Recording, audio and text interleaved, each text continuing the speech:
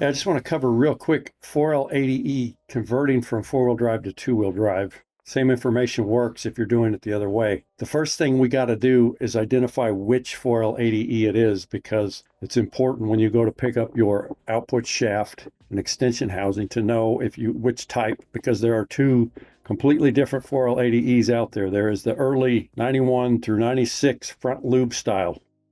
You'll know it because you've got two cooler lines up here. Then there's the later 97 and on. It will have the cooler return back here.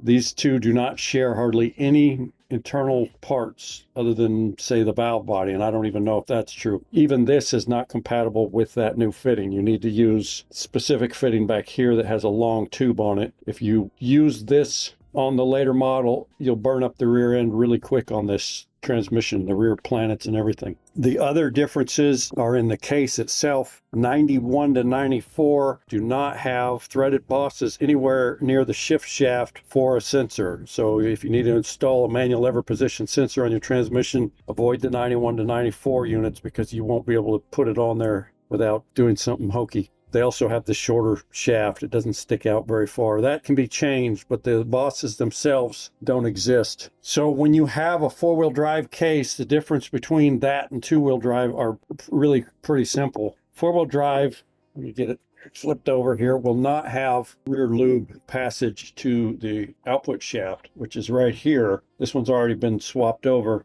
These usually come in the kit, these plugs, or you can buy it separately if you're not buying a paper and rubber kit for it. But most of the time, it looks like this. Most of the time, this comes in your paper and rubber kits anyway. I think I've seen it in pretty much all of them I've ever got, but I could be wrong. You may need to buy it separately. It's $4 or $5. You normally would just have what looks like a freeze plug down in there on a four-wheel drive case. I've heard some people say they drill that out.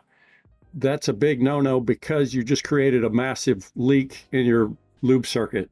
You need to use the one with the seal. The seal needs to be there because it has to seal against your extension housing in order to maintain just enough fluid to lubricate that drive shaft yoke. And you don't want any more than that. If you were just to leave the four-wheel drive seal, it just would spew out right here.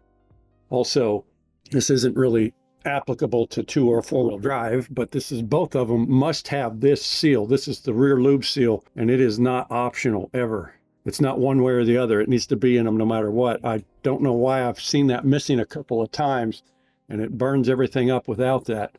The other thing that a four-wheel drive case probably won't have is it won't have the output speed sensor, which goes back here in the back end of the case right above the electrical plug-in, okay? It'll be plugged either with what looks like a freeze plug, or it may have a bolt-in plug that looks kind of like a speed sensor with no electronics. 91 to 93 might already have one even on a four-wheel drive because they tended to use 3 speed sensors for whatever reason. So once you know this information, which lube type it is, now you know which output shaft you can buy. 91 to 96 you're going to buy, it's going to be all the same output shafts. 97 and up, that's going to be all the same output shafts. There are 5 different output shafts for each transmission type. So you've got slip yokes, you've got 3 different fixed yokes, and then of course you've got your little four-wheel drive here. This is a standard fixed yoke. It's probably 6 inches long, and then there's the slip yoke, which would have splines all the way to here, similar to this. They're about 6.5 inches. There's a shorter fixed yoke with a brake drum fitting, and then there's a longer fixed yoke, and I don't know it. So I don't know what it looks like exactly.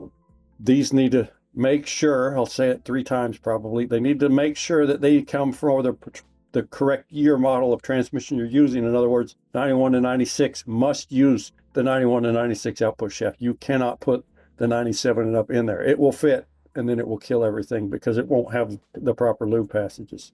The other thing you're going to have to modify on a 94 and above is you're going to have to add this ring. This is the reluctor ring, the tone ring. This is for the rear speed sensor.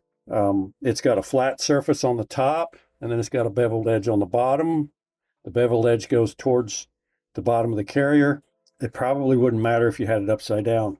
The easiest way to put that on, maybe heat it up in the oven and it'll fall on, or I just take a dead blow, a plastic dead blow, get it centered, tap around it. They slip on real easy. So you got this to deal with. This This, of course, goes on with the snap ring, and then you're going to have to reset your in play.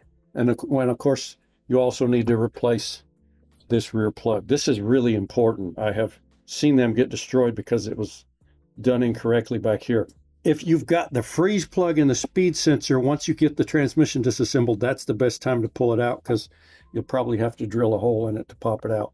In order to set up the in play on these, I just go ahead and pick up the Sonax rear case bushing, because it comes with all the shims that you need, as well as a bearing. So you can just do away with the early 400 style rear system and make it a roller. And the reason to do that would be because if you don't regularly build 400 and 4L80Es, you probably don't have some of these laying around, and so you'd have to pick them up. These rear thrust washers are how you set in play, because they're selective. I don't know if you can tell, but these two are two different sizes. So rather than having to keep buying those, you buy this kit. You've got everything, plus you've got the improved no-walk bushing and the bearing system and all that. So there's a couple $100 million while you're in there things you could do, but you definitely will need a paper and rubber kit once you're taking it, because you're tearing the whole thing down, which means you're going to have to redo all your valve body gaskets and everything else.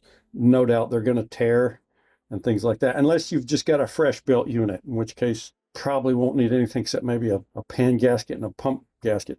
But this is really important. I got to keep stressing how important this is, that you replace this whichever way you're going. If you're going to a four-wheel drive, make sure you get the one that's completely sealed. And if you're going to two-wheel drive, you're going to get the one with the little hole in it. If you try to use that on the wrong one, you'll start burning things up, because that is important for your lube circuit. That's the short version of all of that. There's tons more information we could cover, but if all you're doing is conversion, it's not going to matter to you. If you are doing a four-wheel drive and you've got already the slip yoke on here, a lot of people will cut them off. That's fine. Just again, make sure you replace that with the correct plug, okay? Because there's absolutely no reason to be letting lube pressure drop off right here, especially in a four-wheel drive. It doesn't need any fluid back here. It's going to get some splash from the pan, but it never needs fluid in this area on those. Two-wheel drives only need it on the bushing. They don't actually need any within this. There's a big hole here, and all that is just to allow for slosh, okay? That is not actually part of the circuit. So that pretty much covers it. That's what you need to know to do the conversion. It's a little more involved than a lot of other transmissions, but you always have to tear them all down anyway. So if you bought a used one of these, you're going to be tearing it down anyway, or you should be, to inspect it, because chances are if it's been sitting out in a field or in somebody's yard, the clutches are all trash anyway. All right, that's all I got for you.